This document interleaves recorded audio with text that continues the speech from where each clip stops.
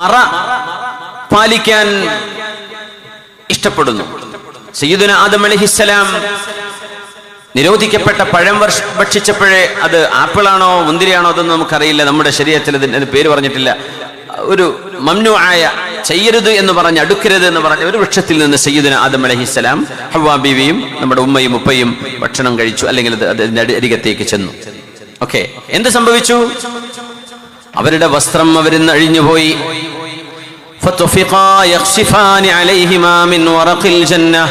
സ്വർഗത്തിന്റെ ഇലകൾ എടുത്തുകൊണ്ട് അവർ സ്വയം നാണം മറക്കാൻ തുടങ്ങി. ഖുർആൻ പറയാണ്, നാണം കാണപ്പെടുമ്പോൾ അത് മറക്കണമെന്നൊരു ടെൻഡൻസി മനുഷ്യന്റെ പ്രകൃതത്തിലുണ്ട്, കൊച്ചുമക്കളിലുണ്ട്. ചെറിയ പ്രായത്തിലൊക്കെ അവര് വസ്ത്രമിടാതെ നടക്കുന്നതൊക്കെ ഒരു 3 വയസ്സ് 4 വയസ്സാകുമ്പോഴേക്കും അവരുടെ ചിന്തയിൽ ഭയങ്കര മാറ്റം വരും. പെൺകുട്ടികളാണെങ്കിൽ പ്രത്യേകിച്ച്, ആൺകുട്ടികളാണെങ്കിലും. എവിടുന്ന് ഇത് വന്നു? കുല്ലു മൗലൂദിൻ യൂലദു അലൽ ഫിത്ര. എല്ലാ മക്കളെയും അല്ലാഹു പടക്കുന്നത് ശുദ്ധമായ പ്രകൃതത്തിലാണ്. അതുകൊണ്ട് ആ മക്കൾക്ക് നഗ്നത കാണിച്ചു കൊടുത്തുകൊണ്ട് ആ പ്രകൃതത്തെ നിങ്ങൾ നശിപ്പിക്കരുത്. അത്തരം വീഡിയോകൾ, അത്തരം ചിത്രങ്ങൾ, അത്തരം ഫിലിമുകൾ നമ്മുടെ മക്കളുടെ കണ്ണുകളിലേക്ക് വന്നു തുടങ്ങിയാൽ ഫിത്രത്തിനെ നമ്മൾ നശിപ്പിക്കലാണ് ചെയ്യുന്നത്. അത് നിങ്ങൾ ചെയ്യരുത്. മാതാപിതാക്കൾക്ക് ഗുരുതരമായ വീഴ്ച വരുന്നുണ്ട് അവിടെ. കുട്ടികൾക്ക് ഐപാഡും ഫോണും കൊടുത്തിട്ട് അങ്ങ് പോവല്ലേ. ഉമ്മ അടുക്കളയ്ക്ക് പോകുന്നു, വാപ്പ വഴിക്ക് പോകുന്നു. മക്കള് ഇതായാ പിന്നെ ഒരു ശല്യമില്ല, അവരങ്ങ് മിണ്ടാണ്ടിരുന്നോളും. ഇത്രയേ നമ്മൾ ചിന്തിക്കുന്നുള്ളൂ അല്ലേ? നമ്മളതിന്റെ ഗൗരവം ആലോചിക്കുന്നില്ല. നമുക്കത് കൺട്രോൾ ചെയ്യാൻ കഴിയില്ലെങ്കിൽ അത് കൊടുക്കണ്ട, ലിമിറ്റ് ചെയ്യണം. മൊബൈൽ ഫോണുകളുടെ ഉപയോഗങ്ങളെ കൊച്ചുമക്കൾക്ക്, മുതിർന്നവർക്കാണെങ്കിൽ പോലും ടൈം ലിമിറ്റ് വെക്കണം എന്നാണ്. ആഴ്ചയിൽ 1 മണിക്കൂർ അത്ര മതി. സ്കൂളില്ലാത്തൊരു ദിവസം 1 മണിക്കൂർ 2 മണിക്കൂർ, അല്ലാത്ത ദിവസം കൊടുക്കണ്ട. എന്തേ? നമുക്കും കൺട്രോൾ ചെയ്യാൻ പറ്റില്ല, അവർക്കും കൺട്രോൾ ചെയ്യാൻ പറ്റില്ല. പിന്നെ അതിൽ നിന്ന് നല്ലത് പഠിക്കുന്നുണ്ടോ? ഖൈർ മനസ്സിലാക്കാൻ അവസരമുണ്ടോ? യാ ഹബ്ബദ, അങ്ങനെ നല്ലല്ലോ ഉണ്ടാവുക. നമ്മൾ അറിയുന്ന പോലുമില്ല. ഏതുപോലെ എന്നറിയോ? നമ്മളെ വീട്ടിലിങ്ങനെ വീടിന്റെ കൊലായിലിരിക്കുമ്പോഴേ 4-5 ആളുകൾ വന്നിട്ട് ചോദിക്കാണ്, നിങ്ങളെ കുട്ടീനെ ഞങ്ങളൊന്ന് നോക്കിക്കോട്ടെ, ഒരു 5-6 മണിക്കൂർ നിങ്ങൾ പോയിട്ട് നിങ്ങളെ പണിയൊക്കെ എടുത്തോളി, കിച്ചണിൽ പോയിക്കോളി, വാപ്പ തെങ്ങമ്മക്കായിരിക്കോ, കുട്ടീനെ ഞങ്ങൾ നോക്കിക്കോളാം എന്ന് നാടും ഊരും പരിചയമില്ലാത്ത 5-6 ആള് വന്ന് നിങ്ങളോട് ചോദിക്കുമ്പോ ആ ആൾക്ക് നിങ്ങളുടെ മക്കൾ നിങ്ങൾ കൊടുക്കുവോ? ഷാജാനോ ചെയ്യോ? ഇല്ല. അതുപോലെ ഈ ഐപാഡും മൊബൈലും കൊടുത്ത് ഏൽപ്പിക്കുക എന്ന് പറഞ്ഞാൽ അവരാരാണ് പിന്നെ നോക്കുന്നതെന്ന് നമുക്കറിയുന്ന പോലും ഇല്ല. പരിചയമില്ലാത്ത ആൾക്കാരുടെ കയ്യിലേക്ക് മക്കളെ ഏൽപ്പിക്കുന്ന പരിപാടിയാണ് ഈ പരിപാടി നമ്മൾ ചെയ്യുന്നത്. അതിലൂടെ സംഭവിക്കുന്നത് എന്താണെന്നറിയോ? നാണം മറക്കണം എന്ന് അള്ളാഹു മനുഷ്യന്റെ ബ്രെയിനിൽ സന്നിവേശിപ്പിച്ച മനുഷ്യന്റെ ഫിത്രത്തിന്റെ സന്ദേശം നഗ്നത കാണപ്പെടുന്ന പരസ്യങ്ങൾ വരികയാണ്, അല്ലെങ്കിൽ അത്തരം ആഡുകൾ വരുന്നു, അത്തരം ആപ്പുകൾ അതിന്റെ പരസ്യങ്ങളിലൂടെ കടന്നു വരുന്നു, അത്തരം ന്യൂസുകൾ വരുന്നു. എന്തൊക്കെ കാണാൻ അവസരങ്ങളുണ്ട്? കുട്ടിയുടെ മനസ്സിൽ നിന്ന് ഇത് കാണപ്പെടേണ്ടതാണ്, കുഴപ്പമൊന്നുമില്ല, ഇതിങ്ങനെ വെളിവാക്കിയാലും വല്ല തരക്കേടൊന്നും ഇല്ല എന്ന ഒരു തോന്നലെങ്കിലും നമ്മുടെ മക്കളുടെ മനസ്സിൽ വരുന്നില്ലേ? ഇത് നിങ്ങൾ ചെയ്യുന്ന തിന്മയാണ്, നിങ്ങൾ അല്ലാഹുവിന്റെ മുമ്പിൽ കുറ്റക്കാരാണ്. ഫിത്രത്തുല്ലാഹില്ലതി ഫത്തറന്നാസ അലൈഹാ. മനുഷ്യന് പ്രകൃതിയാ ചില ആഗ്രഹങ്ങളുണ്ട് എന്ന് ഖുർആൻ സമ്മതിക്കുന്നു. പ്രകൃതിയാ മനുഷ്യന് ചില ആഗ്രഹങ്ങളുണ്ട്. അതിലൊന്നാണ് ജീവിക്കാനുള്ള മനുഷ്യന്റെ ആഗ്രഹം. അതാണ്. അതുകൊണ്ടാണ് എത്ര വിലയേറിയ സർജറി ആണെങ്കിലും ഡോക്ടറുടെ മുമ്പിൽ കടന്നു കൊടുക്കുന്നത്. ഒരു സൂചി കുത്താൻ പേടിയുള്ള ഉമ്മയാണ്, അല്ലെങ്കിൽ പെങ്ങളാണ്, ആങ്ങളെയാണ്, നമ്മളൊക്കെ. എന്നാലും ഗുരുതരമായൊരു അസുഖം വരുമ്പോൾ നമ്മൾ കടന്നു കൊടുക്കണില്ലേ? ഓപ്പൺ ഹാർട്ട് സർജറി ചെയ്യുന്നില്ലേ? 5, 8, 10, 12 മണിക്കൂർ നീണ്ടു നിൽക്കുന്ന സർജറികൾ. എന്തിനെന്നറിയോ? ജീവിക്കാൻ. അത് ചെയ്യുന്ന ആർക്കാ? ഒരു 60 വയസ്സ് കഴിഞ്ഞ ആൾക്ക് വരെ ചെയ്യും. എന്തിന്? ഒരു 5 കൊല്ലെങ്കിലൊക്കെ ജീവിച്ചാലോ? ഒരു 70 വയസ്സ്, 75, 80, 85 വരെയൊക്കെ പോകൂലേ? 90 കിട്ടിയാലോ? വളരെ നേർത്ത ഒരു പ്രതീക്ഷയേ ഉള്ളൂ അവിടെ. എന്നാലും നമ്മുടെ ഉമ്മ, നമ്മുടെ ഉപ്പ ഒരു ദിവസം ജീവിക്കട്ടെ, ഒരാഴ്ച ജീവിക്കട്ടെ, 1 മാസം നമ്മുടെ കൂടെ കണ്ണു തുറന്നിരിക്കട്ടെ, അത്രേ വേണ്ടൂ. ഇങ്ങനെ ഒരു ജീവിതത്തോട് മനുഷ്യനൊരു ആഗ്രഹം വരുന്നു. ഈ ആഗ്രഹം മനുഷ്യന്റെ പ്രകൃതമാണ്. ഇതിനൊക്കെ പരിശുദ്ധ ദീനുമായി തട്ടിച്ചു നോക്കുമ്പോൾ ഈ ഫിത്രത്തിനെ എങ്ങനെ തസ്കിയത്ത് ചെയ്യാമെന്ന് ശറഅ് പഠിപ്പിക്കുന്നുണ്ട്. അതിലേക്കാണ് നമ്മുടെ ചർച്ച വരുന്നത്. ഞാനതിന്റെ ആമുഖത്തിലാണ്. ആമുഖ ഈ കോലാണെങ്കിൽ ഇപ്പൊ എന്താവും? കോലയ്ക്കെത്തല്ല, പൂമുഖം എങ്ങനെയാണെങ്കിൽ ഉള്ളിലെത്തി എന്താവും ചിന്തിക്കുന്നുണ്ട്. 2 മണിക്കൂർ കൊണ്ട് അവസാനിപ്പിക്കുവേ ഇൻഷാ അല്ലാഹ്. മനുഷ്യന് ജീവിതത്തോട് ആഗ്രഹമുണ്ട്. അതാണ് ആക്സിഡന്റ് വരാതിരിക്കാൻ ശ്രമിക്കുന്നത്. അതുകൊണ്ടാണ് പോയിസണസ് ആയിട്ടുള്ള സാധനങ്ങൾ കഴിക്കാതിരിക്കുന്നത്. എന്തേ? എനിക്ക് പെട്ടെന്ന് മരിക്കാനൊന്നും പൂതിയില്ല, ആരോഗ്യത്തോടെ ജീവിക്കണം. വലതജിദന്നഹും അഹ്റസന്നാസി അലാ ഹയാ. സൂറത്തുൽ ബഖറയിൽ ജൂതന്മാരെ കുറിച്ച് പറഞ്ഞ ആയത്താണത്. വലതജിദന്നഹും അഹ്റസന്നാസി അലാ ഹയാ. നബിയെ, ജൂതന്മാർ മനുഷ്യരിൽ വെച്ച് എല്ലാ മനുഷ്യരെക്കാളും ഏറ്റവും കൂടുതൽ ജീവിക്കാൻ കൊതിയുള്ളവരാണ്. അവർക്ക് മരിക്കണ പേടിയാണ്, മരണം ഭയമാണ്. അഹ്റസന്നാസ് അഫ്അലു തഫ്ളീൽ എന്ന് പറയും അല്ലേ? തഫ്ളീലാണ്, എല്ലാവരെക്കാളും കൂടുതൽ ആഗ്രഹം അവർക്കുണ്ട് എന്ന് പറഞ്ഞാൽ ജനങ്ങൾക്ക് മൊത്തത്തിൽ ആഗ്രഹം എല്ലാവർക്കും ഉണ്ട്, ഇവർക്ക് ഇച്ചിരി കൂടുതലാണ്. അങ്ങനെ വരുമ്പോ മനുഷ്യർക്ക് മൊത്തത്തിൽ ജീവിതത്തോട് ഒരാഗ്രഹമുണ്ട്. അതിൽ തെറ്റൊന്നുമില്ല, അതിനൊരു കുഴപ്പമില്ല. അത് ഫിത്റത്താണ്, അത് ഫിത്റത്താണ്. കല്യാണം കഴിക്കണം, വിവാഹം ചെയ്യണം, മനുഷ്യനാഗ്രഹമുണ്ട്. ഒരു പ്രായപൂർത്തി എത്തിക്കഴിയുമ്പോ ഒരാണിനൊരു പെണ്ണിനോട്, ഒരു പെണ്ണിനൊരു ആണിനോട് ഒരു അഭിനിവേശം തോന്നുന്നത് ഹോർമോണുകളുടെ പ്രവർത്തനങ്ങൾ എന്നൊക്കെ നമ്മൾ അതിനെ വ്യാഖ്യാനിക്കാം. ഇത് മനുഷ്യന്റെ പ്രകൃതമാണ്. ആ പ്രകൃതം ശറഅ അംഗീകരിക്കുന്നു. പക്ഷേ നിങ്ങള് നിക്കാഹിന്റെ മുമ്പ് കോളനി കൂടാൻ പോണ്ട. അതെന്ത് ചെയ്യണം? നിയന്ത്രിക്കണം. നിങ്ങൾക്ക് വിവാഹത്തിലൂടെ ഒരു അന്യ പെണ്ണിനുമായി അവരുടെ ജീവിതത്തിലേക്ക് നിങ്ങൾ നിക്കാഹിലൂടെ സ്വീകരിച്ചെങ്കിൽ മാത്രമേ അവർക്ക് നിങ്ങൾ ഹലാലാവുകയുള്ളൂ, അല്ലേ? പക്ഷേ ഇങ്ങനൊരു തോന്നൽ മനുഷ്യന് വരുന്നുണ്ട് എന്ന് അല്ലാഹു പടച്ചതമ്പുരാൻ അംഗീകരിച്ചു. മനുഷ്യൻ അങ്ങനെ ഒരു ആഗ്രഹം വരും, നോർമലാണ്.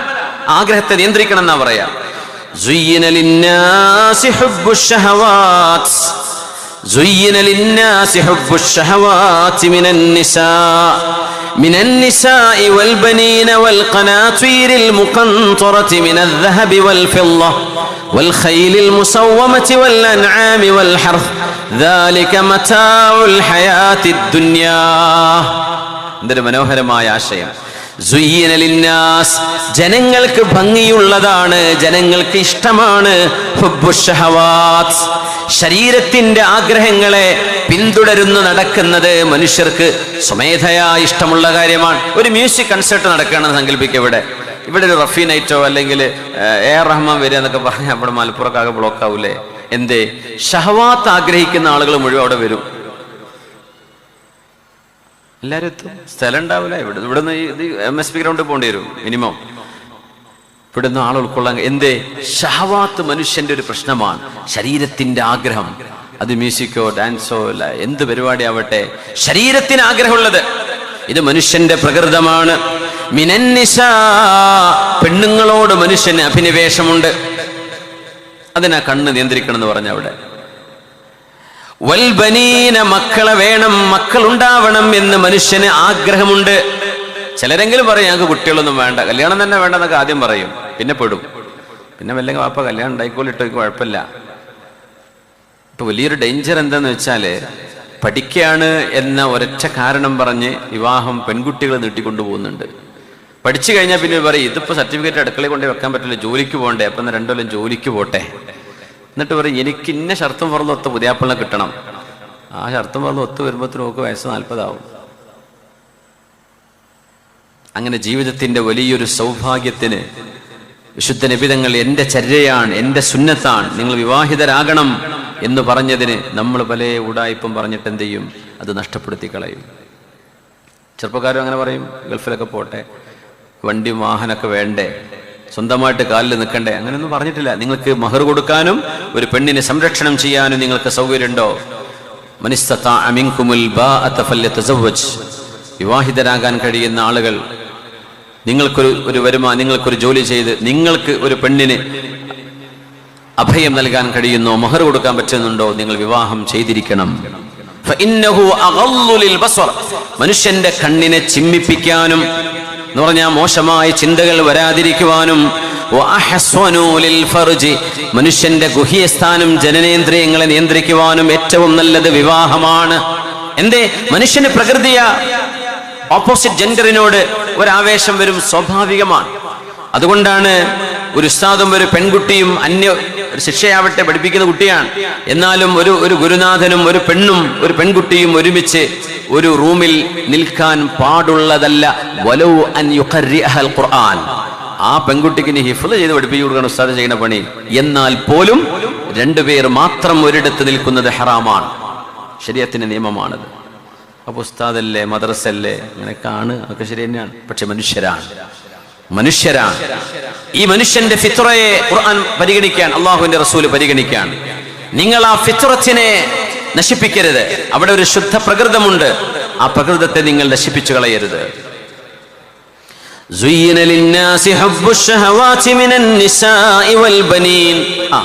അപ്പൊ കല്യാണം വേണ്ടെന്ന് പറഞ്ഞ് പിന്നെ കുട്ടികൾ വേണ്ടെന്ന് പറയും. പിന്നെ ഞങ്ങൾക്ക് ഇപ്പോഴൊന്നും കുട്ടികൾ വേണ്ട, ആയിക്കോട്ടെ, അതൊന്നും കുഴപ്പമില്ല. പക്ഷെ എപ്പോഴെങ്കിലും കുട്ടികൾ വേണമായിരുന്നു എന്ന് മനുഷ്യന് ആഗ്രഹം വരുന്നൊരു സമയമുണ്ട്. കുറച്ചൊക്കെ ആരോഗ്യമൊക്കെ ഇങ്ങനെ ക്ഷയിച്ചു തുടങ്ങുമ്പോഴേ ഒന്ന് കൈപിടിക്കാനും ഉമ്മ ഉപ്പ എന്ന് വിളിക്കാനും ഒരാൾ വീട്ടിലില്ലാതിരിക്കുമ്പോൾ ഉണ്ടാകുന്നൊരു ശൂന്യതയുണ്ട്. മനുഷ്യർക്കൊക്കെ മക്കളെ ഇഷ്ടമാണ്, കുഞ്ഞുങ്ങളെ ഇഷ്ടമാണ്. ഇത് മനുഷ്യന്റെ പ്രകൃതമാണ്.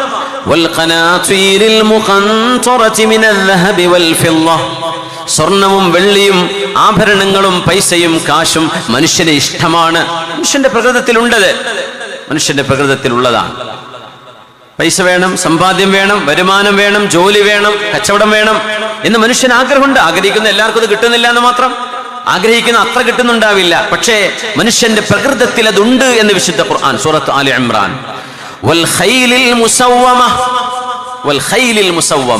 ഖൈൽ എന്ന് പറഞ്ഞാൽ കുതിര എന്നാണ്. അൽ മുസവ്വമ നല്ല മനോഹരമായി അണിഞ്ഞൊരുക്കിയ കുതിര, നല്ല ചൊറുക്കുള്ള വാഹനം, നല്ല വണ്ടി എന്നർത്ഥം. കുട്ടിയുടെ ചോദിക്കുക, കുട്ടി ഏത് വണ്ടിയാണ് വേണ്ടത്? എനിക്ക് G-Wagon, ബ്രാബസ്, അല്ലെങ്കിൽ ഡിഫൻഡർ മതി. മാരുതി 800 പറ്റൂല, പിന്നെ ആൾട്ടോ പറ്റൂല, സ്വിഫ്റ്റ് പറ്റൂല. ഒരു ഡിഫൻഡർ ഒക്കെ ഉണ്ടെങ്കിൽ ഞാൻ പോരാ പുതിയപ്പണ്ടപ്പോ, അല്ലെങ്കിൽ ഞാനില്ല എന്ന് പറയുന്നിടത്തേക്ക് നമ്മുടെ കൊച്ചുമക്കള് അൽ ഖൈലിൽ മുസവ്വമ, ആർഭാടമുള്ള വാഹനം. ഇത് മനുഷ്യന്റെ പ്രകൃതത്തിലുള്ളതാണ്. ഒരു അംബാസഡർ കൊണ്ടേ കൊടുത്താൽ കുട്ടികൾ സ്കൂൾക്ക് വരെ കയറി പോരൂല. എൻ്റെ വാപ്പാന്റെ വണ്ടി കണ്ട എനിക്ക് നാണക്കേട എൻ്റെ ഫ്രണ്ട്സിന്റെ മുമ്പിൽ എന്ന് പറയും. എന്തേ? അൽ ഖൈൽ, ഒരു കുതിര പോലെ. അൽ മുസവ്വമ, അലങ്കൃതമായ കുതിരകൾ എന്ന് പറഞ്ഞാൽ അന്നത്തെ ഏറ്റവും വലിയ ഫാസ്റ്റ് വാഹനമാണ്. ഇന്ന് നമ്മൾ ഹോഴ്സ് പവർ അല്ലേ പറയാം, വണ്ടിക്ക് ഇത്ര ഹോഴ്സ് പവറാണ്, അതിന്റെ ഇത്ര CC ആണ് എന്ന് പറയുന്നത് കുതിരശക്തിയാണ്. കുതിരകളെ, അലങ്കരിക്കപ്പെട്ട കുതിരകളെ മനുഷ്യന് ഇഷ്ടമാണ് എന്ന് പറഞ്ഞാൽ നല്ല വാഹനം മനുഷ്യൻ, അത് തെറ്റെന്ന് പറയാൻ പറ്റില്ല, അത് പ്രകൃതത്തിലുണ്ട്.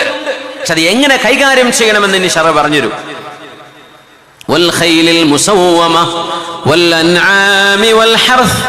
കൃഷി മനുഷ്യന് ഇഷ്ടമാണ്, കൃഷിയിടങ്ങൾ ഇഷ്ടമാണ്. മൃഗങ്ങളെ ഇഷ്ടമാണ്, കന്നുകാലികളെ ഇഷ്ടമാണ്, പെറ്റ്സുകളെ ഇഷ്ടമാണ്. ഇതൊക്കെ പറഞ്ഞിട്ട് അല്ലാഹ് പറയുന്നു, നോക്കൂ, ഇതെല്ലാം ഈ ഭൗതികമായ ലോകത്തിന്റെ ചില ചരക്കുകൾ മാത്രമാണ്. പരലോകത്തേക്ക് ഇതൊണ്ടൊന്നും കാര്യമില്ല.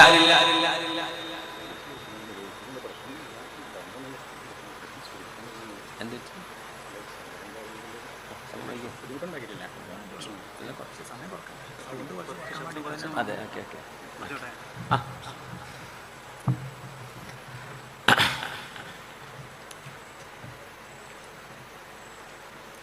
والقناطير المقنطرة من الذهب والفضة والخيل المسومة والأنعام والحرث ذلك متاع الحياة الدنيا. ഇത് ഐഹികമായ ലോകത്തിന്റെ ചരക്കുകളാണ്. മനുഷ്യന്റെ വാഹനം, മനുഷ്യന്റെ വീട്, മനുഷ്യന്റെ കച്ചവടം, ഈ കാര്യങ്ങളൊക്കെ, ഇതൊക്കെ ദാലിക മതാഉൽ ഹയാത്തിദ് ദുനിയ, ഇതൊക്കെ ഐഹിക ജീവിതത്തിന്റെ ചില അടയാളങ്ങൾ മാത്രമാണ്. അത് കഴിഞ്ഞിട്ട് അല്ലാഹു സുബ്ഹാനഹു വ തആല പറയുന്നു, നോക്കണേ,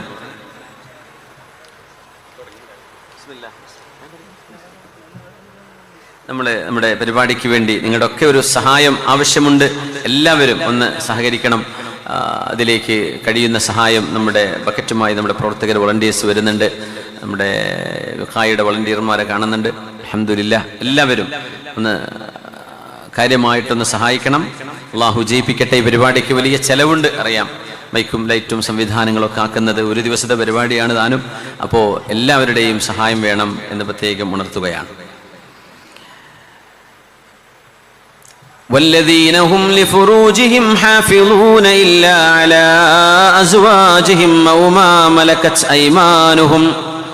മനുഷ്യന് സ്ത്രീകളോട് ജന്മനാ ഒരു അഭിവാഞ്ചയുണ്ട് എന്ന് പറഞ്ഞതിന് ശേഷം വിശുദ്ധ ഖുർആൻ സൂറത്തുൽ മആരിജിൽ ഒരു കാര്യം പറയുന്നു, വല്ലദീന ഹും ലിഫുറൂജിഹിം ഹാഫിളൂൻ, വല്ലദീന ഹും ലിഫുറൂജിഹിം ഹാഫിളൂൻ. സത്യവിശ്വാസികൾ അവരവരുടെ ജനനേന്ദ്രിയങ്ങൾ സൂക്ഷിക്കുന്നവരാണ്. ഇല്ലാ അലാ അസ്വാജിഹിം ഔ മാ മലകത് അയ്മാനുഹും. സ്വന്തം ഭാര്യ, അന്നത്തെ കാലഘട്ടങ്ങളിൽ സ്ലേവറി ഉണ്ട്, എന്നതില്ല.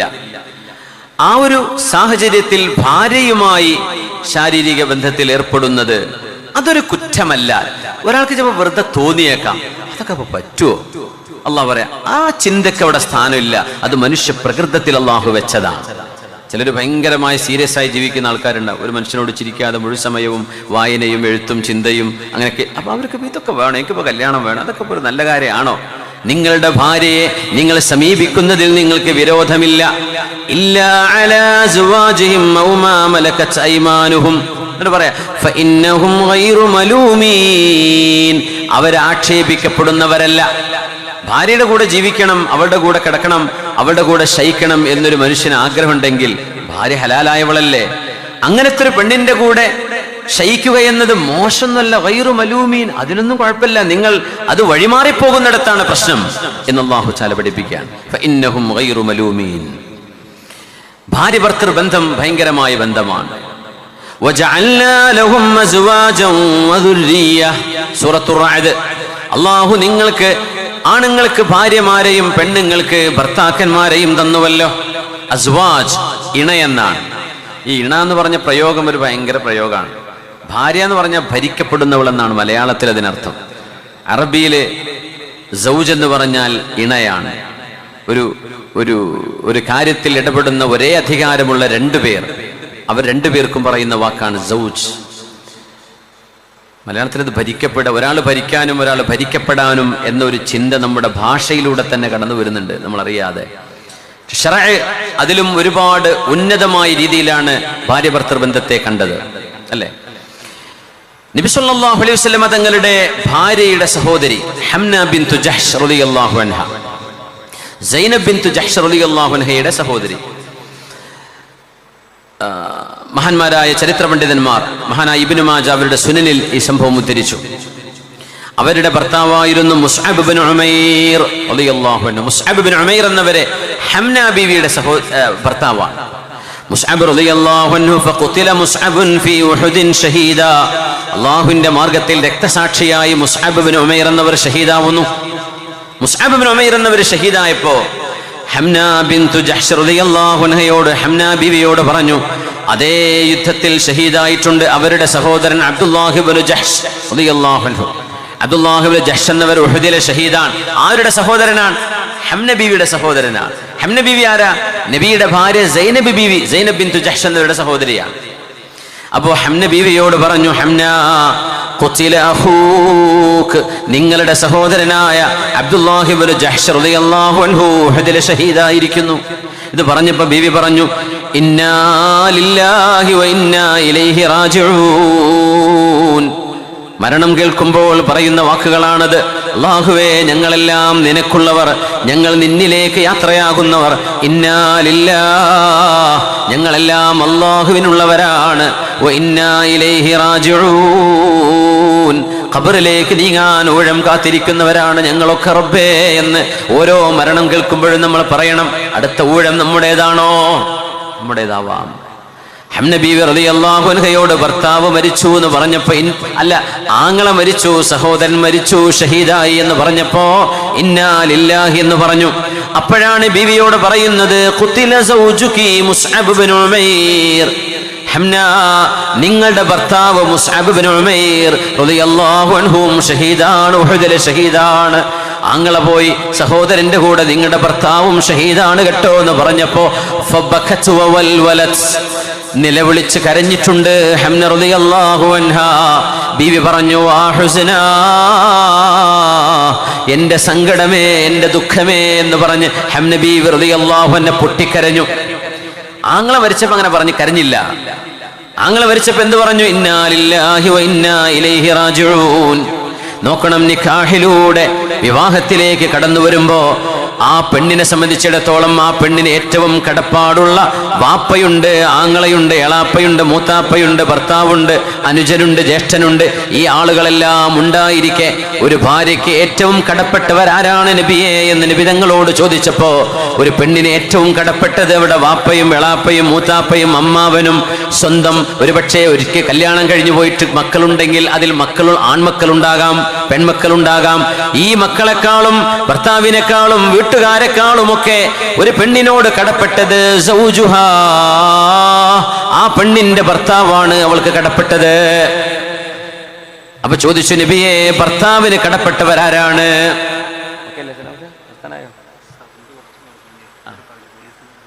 സൗണ്ട് കുറക്കണം അല്ലേ? ആയിക്കോട്ടെ ആയിക്കോട്ടെ. സലാംക്ക ഫ്രണ്ട് ഇട്ട് തന്നാൽ മതി, ബാക്കി നിങ്ങൾ കുറച്ചുകൂടെ. അപ്പോ പുരുഷനെ സംബന്ധിച്ചിടത്തോളം ആരാണ് ഏറ്റവും പുരുഷന് കടപ്പെട്ടത്? പുരുഷന് കടപ്പെട്ടത് ആരാ? പുരുഷന് ഉമ്മയുണ്ട്, ഭാര്യയുണ്ട്, ആങ്ങളുണ്ട്, എളാമയുണ്ട്, മൂത്തമ്മയുണ്ട്, അമ്മായിയുണ്ട്, ഒരുപാട് പെണ്ണുങ്ങളുണ്ട്. എന്നാൽ ഒരു പുരുഷനെ സംബന്ധിച്ചിടത്തോളം അയാൾക്ക് ഏറ്റവും കടപ്പെട്ടത് ആ പുരുഷന്റെ ഉമ്മയാണ്. ഉമ്മുഹു, ഭർത്താവിന്റെ ഉമ്മയോടാണ് ഏറ്റവും ഒരു ഭർത്താവിന് സ്വന്തം ഉമ്മയോടാണ് ഏറ്റവും വലിയ കടപ്പാട്. ഇതാര് പറഞ്ഞു? പരിശുദ്ധ ശരിയാച്ച. പെണ്ണിന് ആരോടാ കടപ്പാട്? ഭർത്താവിനോടാണ്. അത് കഴിഞ്ഞിട്ടേ വാപ്പ വരുന്നുള്ളൂ. കല്യാണം കഴിഞ്ഞാൽ പിന്നെ വിവാഹം കഴിയുന്നതോടുകൂടെ അവരുടെ മനസ്സുകൾക്കിടയിൽ അള്ളാഹു നൽകുന്ന സ്നേഹപ്രകടനമാണ്. ഹംനാ ബിൻതു ജഹ്ശ് റളിയല്ലാഹു അൻഹാ പൊട്ടിക്കരഞ്ഞത്, വാ ഹുസ്നാ, എന്റെ സങ്കടമേ. അപ്പൊ നബി തങ്ങൾ പറഞ്ഞു സല്ലല്ലാഹു അലൈഹി വസല്ലം, ഇന്ന ലിർറജുലി ലശുഅബതൻ ലദൽ മർഅ ലൈസത ലിഅഹദിൻ. അതൊരു വല്ലാത്ത സ്റ്റേറ്റ്മെന്റ് ആണ്. ഒരു പുരുഷന് തന്റെ ഭാര്യയുടെ മനസ്സിൽ ആ പുരുഷന് വല്ലാത്ത സ്ഥാനമുണ്ട്. മറ്റൊരാൾക്കും വകവെച്ചു കൊടുക്കാത്ത തന്റെ ഭർത്താവിനോട് പ്രത്യേകമായ ഒരു അഭിനിവേശം, ഒരു സ്നേഹം, ഒരു കടപ്പാട് ഒരു പെണ്ണിന് മറ്റാരോടുമില്ലെങ്കിലും ഒരു ഭർത്താവിനോടുണ്ട്. അതുകൊണ്ടാണ് സ്വന്തം സഹോദരൻ അബ്ദുല്ലാഹി ഇബ്നു ജഹ്ശ് എന്നവർ വഫാത്തായപ്പോൾ പൊട്ടിക്കരയാത്ത ഹംന ബീവി റളിയല്ലാഹു അൻഹാ, ഉഹുദിലെ ഷഹീദാണ് നിങ്ങളുടെ ഭർത്താവ് മുസ്അബ് ഇബ്നു ഉമൈർ റളിയല്ലാഹു അൻഹു എന്ന് പറഞ്ഞപ്പോൾ ഹംന ബീവി ബക്കത് വവൽവലത് വഖാലത് വാ ഹുസ്നാ, എന്റെ സങ്കടമേ, എന്റെ ദുഃഖമേ എന്ന് ഹംന ബീവി റളിയല്ലാഹു അൻഹ പൊട്ടിക്കരഞ്ഞപ്പോൾ നബി തങ്ങൾ പറയുന്നു, ഏതൊരു പെണ്ണിനും പുരുഷൻ അവരുടെ ഭർത്താവ് എന്ന് പറയുന്നത് മറ്റാരെക്കാളും വിലപ്പെട്ടവരാണ്. ബിസ്മില്ലാഹിർ റഹ്മാനിർ റഹീം.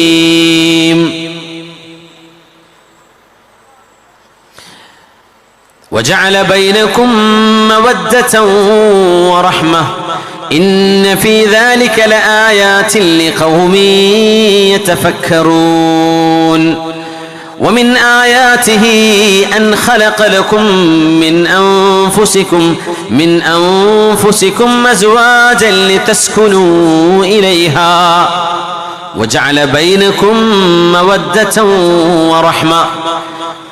നിക്കാഹ് ചെയ്യുന്നതോടുകൂടെ സവ്വജ്തുക വൻകഹ്തുക ബിൻതി ബിമഹരി കദാ എന്ന് പറഞ്ഞ് ഒരു പെണ്ണിന്റെ ഗാർഡിയൻ, ഒരു പെണ്ണിന്റെ രക്ഷിതാവ് പുതിയാപ്പിളയുടെ കൈ പിടിച്ചുകൊണ്ട് ആ പെണ്ണിന് നിക്കാഹ് ചെയ്തു കൊടുത്തു കഴിഞ്ഞാൽ വജഅല ബൈനകും മവദ്ദതൻ വറഹ്മ, നിങ്ങളുടെ മനസ്സുകൾക്കിടയിൽ, ഭാര്യ ഭർത്താവിന്റെ മനസ്സുകൾക്കിടയിൽ സ്നേഹവും കാരുണ്യവും അവിടെ ഇറക്കി കൊടുക്കുന്നത് അള്ളാഹു ചെയ്യുന്ന പണിയാണ്.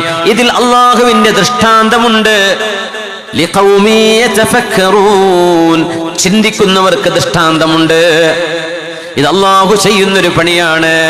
അതുകൊണ്ട് ഹംന ബീവി റളിയല്ലാഹു അൻഹാ അബ്ദുല്ലാഹി ഇബ്നു ജഹ്ഷ് എന്ന സഹോദരന്റെ മരണം കേട്ടപ്പോ ഇന്നാ ലില്ലാഹി വ ഇന്നാ ഇലൈഹി റാജിഊൻ എന്ന് പറഞ്ഞതും, ഭർത്താവ് മരിച്ചു ഷഹീദാണെന്ന് കേട്ടപ്പോ വാ ഹുസ്നാ എന്റെ സങ്കടമേ എന്ന് പറഞ്ഞ് പൊട്ടിക്കരഞ്ഞതും ഹംന ബീവിയെ ആക്ഷേപിക്കേണ്ടതല്ല. ഒരാളോടുമില്ലാത്തൊരു ബന്ധം ഒരു പെണ്ണിന് തന്റെ ഭർത്താവിനോട് ഉണ്ട് എന്നത് പ്രകൃതിപരമായും ഫിത്രത്തിന്റെ ഭാഗം തന്നെ എന്ന് മഹാനായ റസൂലുള്ളാഹി സ്വല്ലല്ലാഹു അലൈഹി വസല്ലം. വിവാഹമെന്ന് പറയുന്നത് മനുഷ്യന്റെ പ്രകൃതിയോട് യോജിച്ചു വന്നൊരു വിഷയത്തെ ശർഅ് ഹാൻഡിൽ ചെയ്യുന്നതാണ്, കൈകാര്യം ചെയ്യുന്നതാണ്. നിങ്ങളുടെ കണ്ണുകളെ സൂക്ഷിക്കണമേ. ഖുല്ലിൽ മുഅ്മിനീന യഗുല്ലൂ മിൻ അബ്സാരിഹിം വയഹ്ഫളൂ ഫുറൂജഹും. നബിയേ, സത്യവിശ്വാസികളായ ആണുങ്ങളോട് പറയണമേ, അവര് കണ്ണുകൾ ചിമ്മണം, ചില കാര്യങ്ങൾ നോക്കരുത്. മിൻ അബ്സാരി, എപ്പോഴും കണ്ണുമീ നടക്കണം എന്നല്ല പറഞ്ഞത്. കാണേണ്ടാത്തത് കാണേണ്ടി വരുമ്പോൾ അവരോട് കണ്ണ് താഴ്ത്തണം എന്ന് പറയണം. ഇന്ന് ചെയ്യാൻ പറ്റിയ വലിയൊരു ഇബാദത്താണത്, അല്ലേ? മൊബൈൽ നോക്കുകയാണെങ്കിലും, ഒരു മാഗസിൻ നോക്കുകയാണെങ്കിലും, റോഡിലൂടെ നടക്കുകയാണെങ്കിലും, ബസ് കയറുകയാണെങ്കിലും, ട്രെയിനിലാണെങ്കിലും, ഫ്ലൈറ്റിലാണെങ്കിലും, ഓട്ടോറിക്ഷയിലാണെങ്കിലും, അങ്ങാടി കിടക്കുകയാണെങ്കിലും, ഷോപ്പിംഗ് മാളിലേക്ക് പോകുകയാണെങ്കിലും, പുരുഷനും പെണ്ണും ഒരുപോലെ ചെയ്യേണ്ട ഒരു ഇബാദത്താണ്. യഗുല്ലൂ മിൻ അബ്സാരിഹിം, കണ്ണുകൾ താഴ്ത്തേണമേ. ആരപ്പതാ ഇബാദത്ത് ചെയ്യുന്നത്? ആർക്ക് ഓർമ്മയുണ്ട്? യഗുല്ലൂ മിൻ അബ്സാരിഹിം, കണ്ണുകളെ അവർ ചിമ്മണം. എന്നിട്ട് പറഞ്ഞെന്ത്? വയഹ്ഫളൂ ഫുറൂജഹും, അവരവരുടെ രഹസ്യഭാഗങ്ങൾ സൂക്ഷിക്കണമെന്നും പറയണം. എന്തേ? കണ്ണ് സൂക്ഷിക്കാതിരുന്നാൽ മനുഷ്യനിൽ സെക്ഷൽ അപ്പറ്റൈറ്റ് കൂടിക്കൊണ്ടിരിക്കും. ഇത് മനുഷ്യൻ വരുത്തി വെക്കുന്ന വിനയാണ്. പ്രകൃതിയാ മനുഷ്യ ശരീരത്തെ അള്ളാഹു പടച്ചൊരു സംവിധാനമുണ്ട്. ആ സംവിധാനത്തെ നിങ്ങൾ കേടുവരുത്തരുത്. കണ്ണ് സൂക്ഷിക്കണം. അള്ളാഹു നമുക്ക് തൗഫീഖ് നൽകട്ടെ. ഒരാൾ അള്ളാഹു പറഞ്ഞതിലേക്ക് നോക്കാതെ കണ്ണ് ചിമ്മുകയാണെങ്കിൽ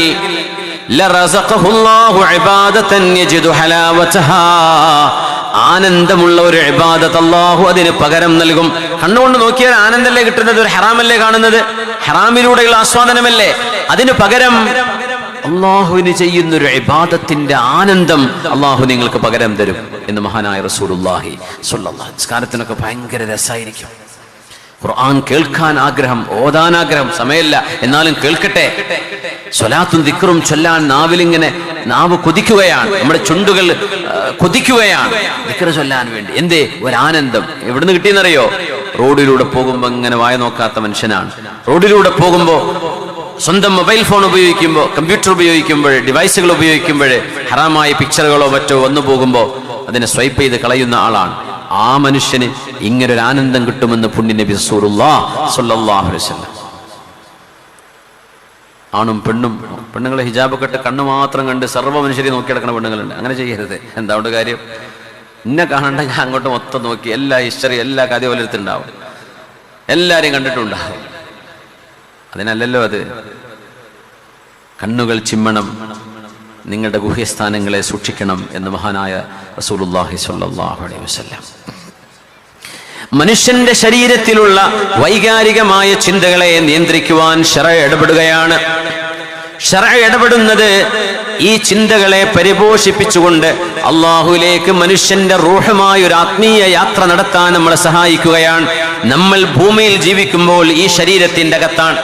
ഈ ശരീരം മണ്ണിൽ വെച്ചാൽ ചിലപ്പോൾ കേടുന്നു പോകും, ചിലപ്പോൾ അവിടെ ഉണ്ടാവും. പക്ഷേ നമ്മുടെ റൂഹിന് അല്ലാഹു കയറി നിൽക്കാനുള്ള വാഹനം കൊടുക്കുന്നത് ഖബറിലെ ജീവിതം കഴിഞ്ഞാൽ പുതിയ ഒരു വാഹനമാണ്. ഇതൊരു മത്വയ്യത്താണെന്ന് പറയും.